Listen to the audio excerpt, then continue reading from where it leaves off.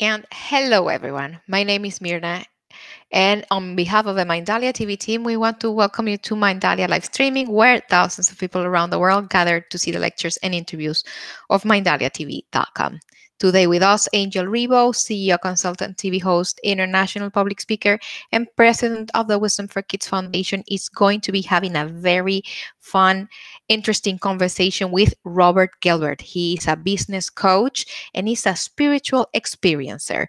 I'm not going to delay this any further. Just want to ask you to please subscribe to our channel, leave us a positive comment on this video, or share it with someone that you know that is going to benefit from the content that we are conversating here today. We also want to invite you to see us in Portuguese through Mindalia Televisão and Spanish in Mindalia Televisión. We broadcast from Monday to Friday in all the channels with information as interesting and beautiful as the one that you see daily on Mindalia TV. Angel, the screen is yours. Welcome, Robert, to Mindalia live streaming. Your introduction, and welcome to Mindalia TV, Robert. Thank you. Happy to be here. Awesome. So let's start the conversation. You're a businessman, I understand, right? Yes. And you're also a business coach. That means that you like to help people with their businesses. Would that be an accurate comment? Absolutely, yes. What is that thing that you like the most when you are coaching people with their businesses? Well, the thing I like the most is the aha moments.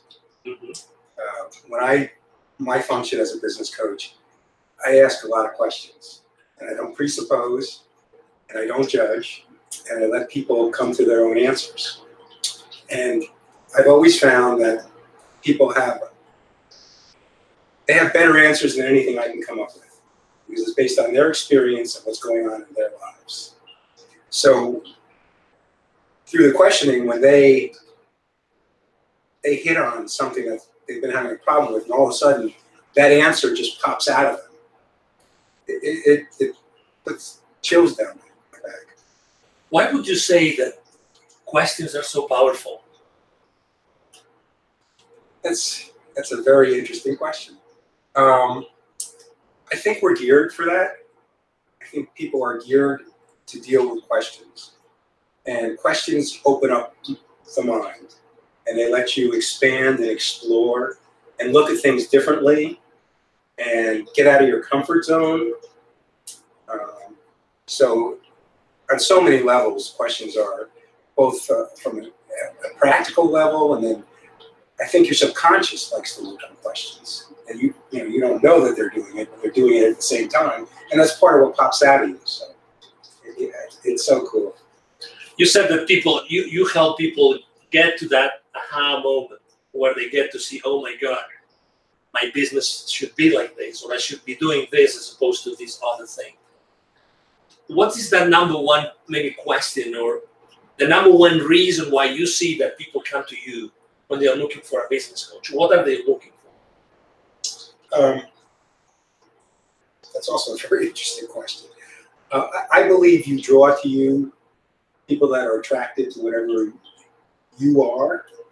So, for example, I've run my own businesses for, I hate to say it at this point, 35 years.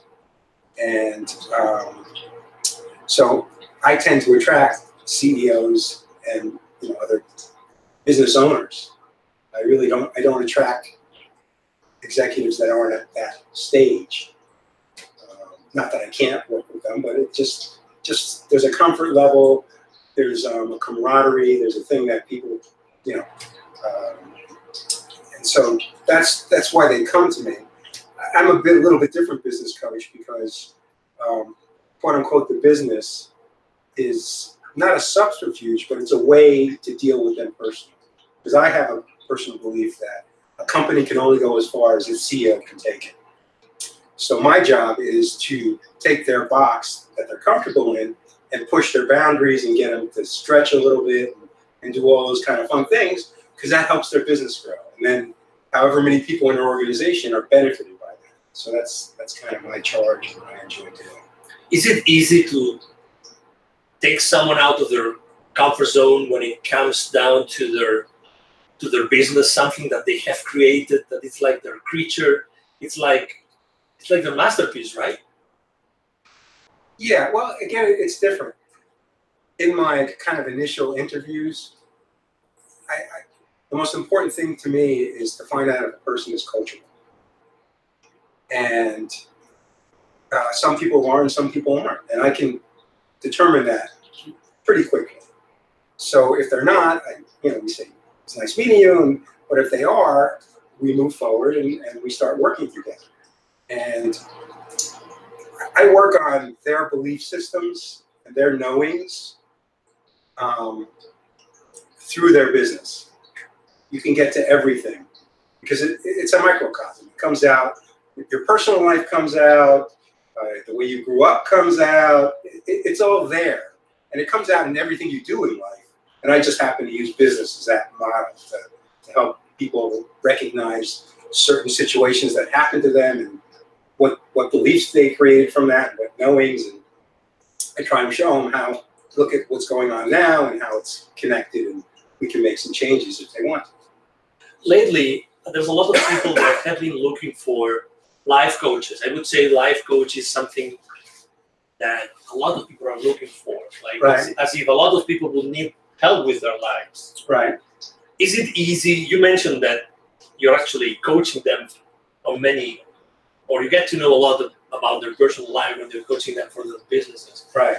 Is it easy for you to draw a line and say, I'm going to only be coaching you on your business and maybe not coaching them in their private life? Is that possible?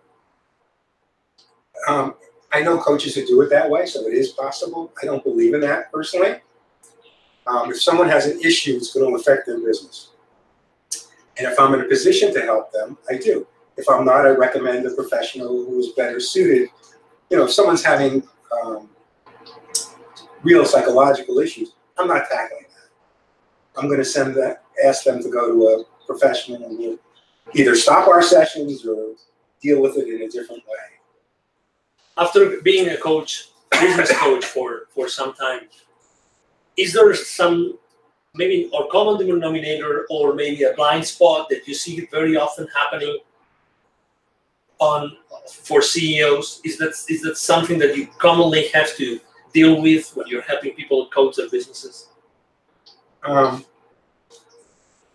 Particularly with CEOs, it's a very lonely position because it's very hard to fully trust your people. Not that they're not good, but they often try and tell you what they think you want to hear.